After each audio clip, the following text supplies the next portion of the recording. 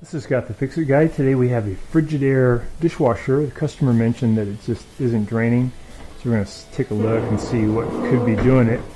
So when we look in there, we see a lot of water, so something's preventing it from draining. We're going to check a few things. One thing we'll try first is just the cancel button. Alright, so we should hear, maybe we can hear the drain motor kick in when we close it. This is a Frigidaire Gallery dishwasher. I'm going to remove this bottom panel. Just a couple of Phillips head screws holding it in. And then you kind of feel what's going on with the drain pump. I don't hear anything, but sometimes you can feel it vibrating when the impeller gets stuck. And also the drain motor will tend to get hot. So that's the circulation motor going. That sounds good. We look in here. This is the circulation motor here. Where my finger is, I can feel it. It's doing good. This is the fill valve. Drain motor must be behind. Yeah, I can actually see it. It's basically on the other side of the circulation motor. Let me try the cancel command again. So right now it's doing circulation. Water shooting around. So now we're doing cancel. Theoretically that should go to drain now. Should activate it. I'm not hearing anything. Reach in here. Can feel anything. Oh, you know what? When I get closer, I can hear the drain motor humming. So what this means is that something got caught, like a little piece of glass, in the drain motor. So I'm going to get the dishwasher out and just get that little piece of glass or ceramic out. It's going to be pretty easy. Helping you, please consider pressing down in the lower right hand corner of your screen the subscribe button, and that really helps our channel. First thing I'll do is I'll get the water out of the inside by bailing it out. You can just use like a mug or cup to start the bailing, and then when you get near the end, I usually use a turkey baster. You even get a little pump, electronic pump, that'll do this too. But it's pretty quick and easy just to use a cup.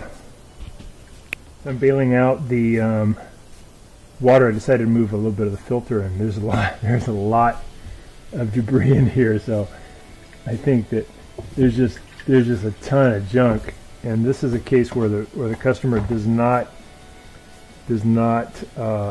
rinse their dishes. And this is what will happen. The dishwasher will not work well, and it will, this is the problem. So it's going to be a matter of just getting all this crud out from where the drain is, and it's going to work fine. And also it'll clean a lot better once we remove all this stuff. So it is really wise to rinse your dishes.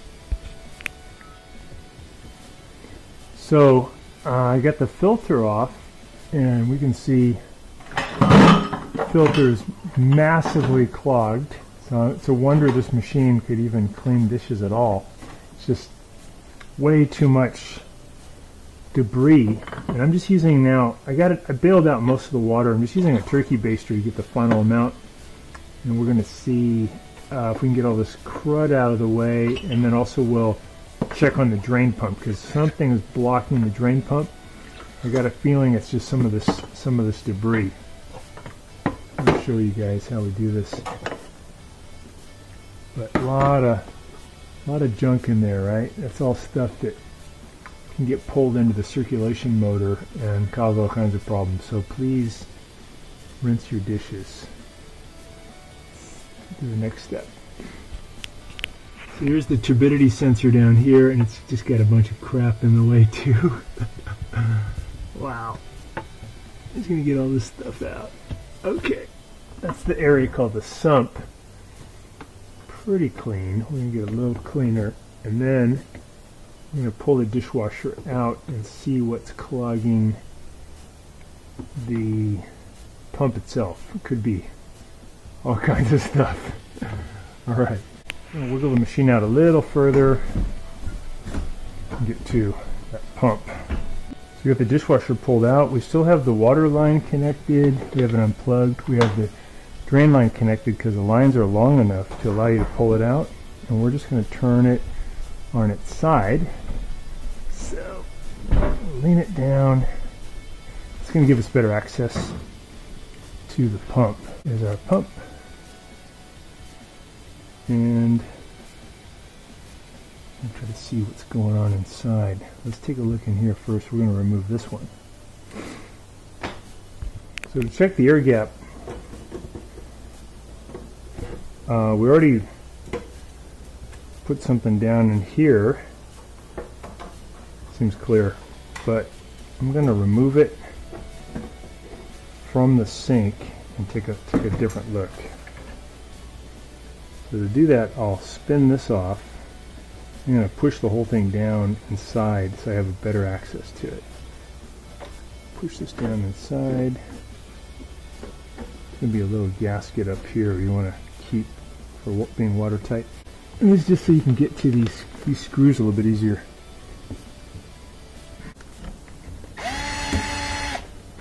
That screw off. So I'm just pulling the drain hose off of the air gap right now. Take a better look at what's going on. Okay, here's my drain hose. Pretty good.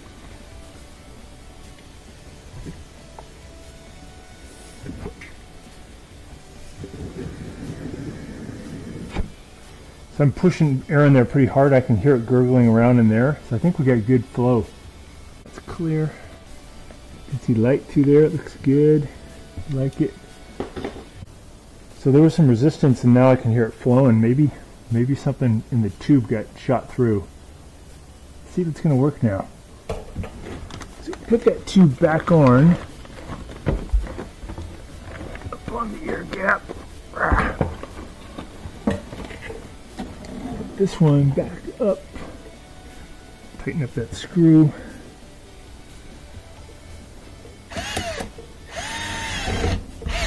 It's tight. I'm going to push this thing back up, and what I usually do is I'll put my finger down here so I can kind of feel, use my other hand, push it up in there. It helps me index it so I can find it. There it is. Push it up, gasket on there. I'm going to thread this nut back on the air gap. Take this dishwasher for a test drive, see how it's doing.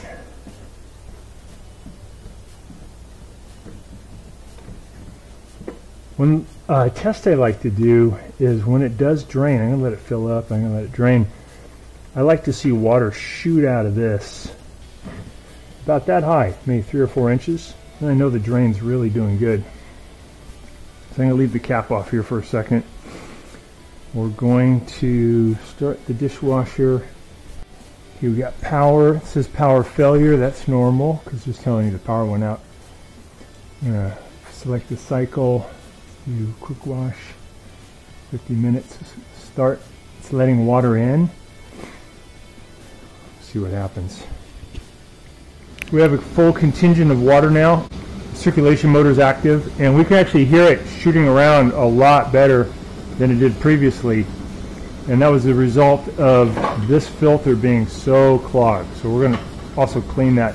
Next thing I'll do is I'll press cancel. I want to see if I get some water coming out there. A little water left. I think the drain's working now. I think we got rid of the obstruction. I'm going to close it. Yeah. So we can see a big column of water shooting up. That's a good drain. Okay. Put that back on.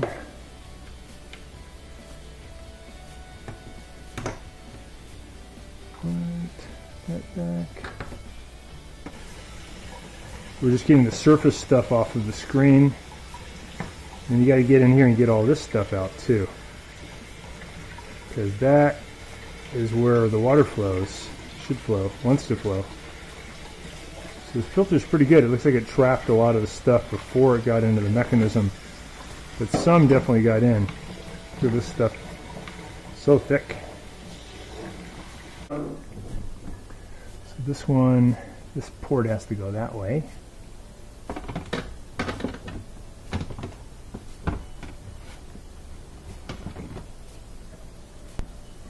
Okay, got that locked in. This back in. I'm gonna put these screws back in.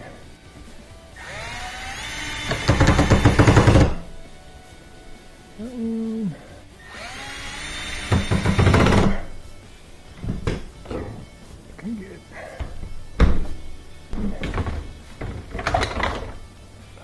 So, biscuit.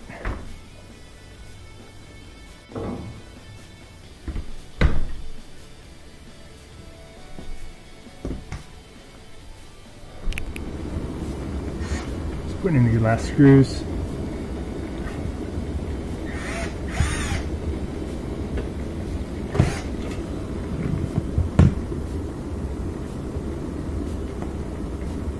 We can hear the circulation motors just really doing good, pushing the water around really well.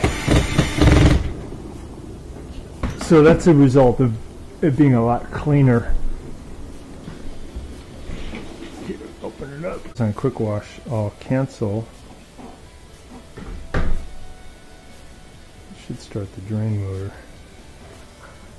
There we go.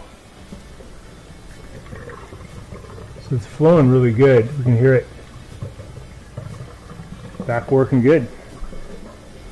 So thanks so much for watching, and please subscribe when you get a chance. Things we did again was we cleared the air gap, and we made sure there was nothing obstructing the impeller, and we cleaned the filter. A lot of bad stuff in there. So again, thanks for watching. Watching our video, and please subscribe to our channel when you get a chance, and also click the little bell notification button so we can send you weekly videos on all the different ways of fixing appliances around your home and saving you lots of money.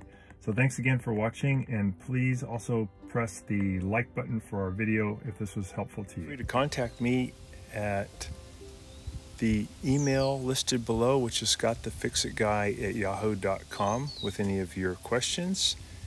And also, if you need to have a FaceTime meeting with me or a Zoom meeting, you can click on one of the links below in the description, and we can set up a 15-minute or 30-minute video conference where we can work on your appliance problem. So thanks again for all your support and for watching the video.